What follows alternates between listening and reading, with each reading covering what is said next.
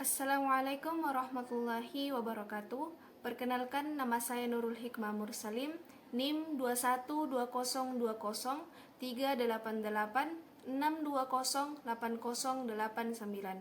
Saya mahasiswa dari IAIN Parepare, Fakultas Tarbiyah, Program Studi Pendidikan Agama Islam. Di video kali ini, saya akan membahas tentang bagaimana proses program tahunan dan semesteran di sebuah instansi. Yang pertama, definisi program dan fungsi program bagi guru. Nah, pengertian program. Apa sih itu program? Program merupakan pernyataan yang berisi kesimpulan dari beberapa harapan atau tujuan yang saling bergantung dan saling terkait untuk mencapai suatu sasaran yang sama. Biasanya, suatu program mencakup seluruh kegiatan yang berada di bawah unit administrasi yang sama atau sasaran-sasaran yang saling bergantung dan saling melengkapi, yang semuanya harus dilaksanakan secara bersamaan atau berurutan. Program sering dikaitkan dengan perencanaan, persiapan, dan desain atau rancangan. Desain berasal dari bahasa Inggris, yaitu dari kata design. Jadi, desain dalam perspektif pembelajaran adalah rencana pembelajaran. Rencana pembelajaran disebut juga dengan program pembelajaran. Berbagai definisi tentang desain saling berbeda antara satu dengan yang lainnya. Misalnya, dalam Kamus Bahasa Indonesia disebutkan bahwa desain berarti kerangka, persiapan, atau rancangan. Nah, yang kedua, fungsi program bagi guru. Fungsi program bagi guru berkaitan dengan kinerja guru.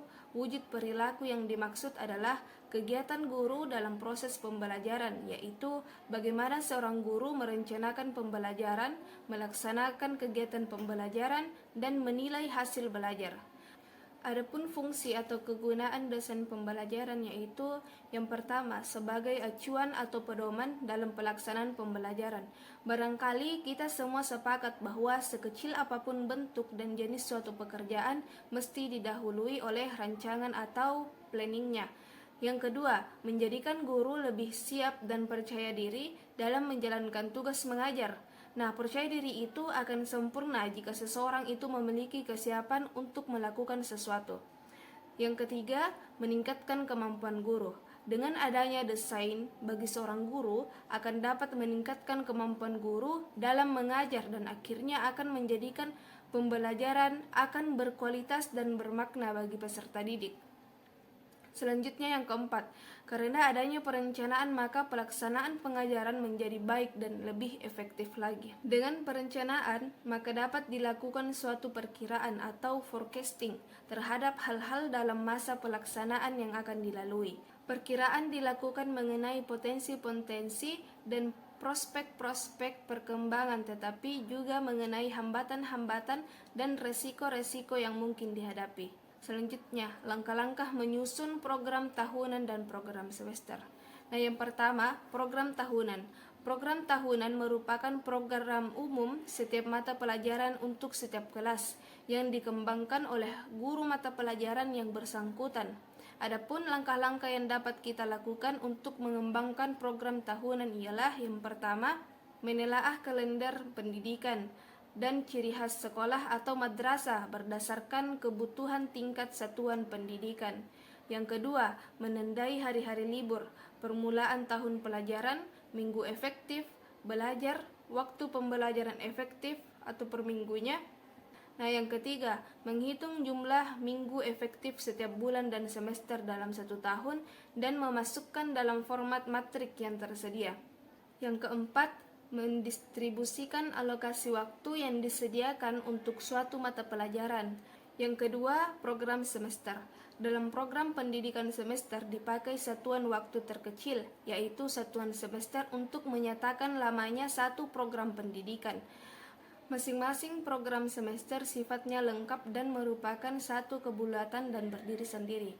Adapun langkah-langkah perancangan program semester yaitu yang pertama, menghitung jumlah hari belajar efektif atau HBE dan jam belajar efektif atau JBE setiap bulan dan semester dalam satu tahun. Yang kedua, mendistribusikan alokasi waktu yang disediakan untuk suatu KD, serta mempertimbangkan waktu untuk ulangan serta review materi.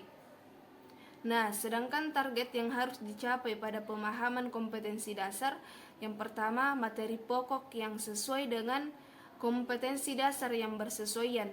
Yang kedua, tingkat kedalaman materi yang dibahas pada standar kompetensi dan kompetensi dasar yang bersesuaian. Yang ketiga, perkiraan waktu yang dibutuhkan untuk membuat siswa kompeten terhadap kompetensi dasar yang bersangkutan. Nah, terus langkah selanjutnya yaitu guru selanjutnya menentukan alokasi waktu dari setiap kompetensi dasar, yakni yang pertama, alokasi waktu dirinci untuk setiap kompetensi dasar.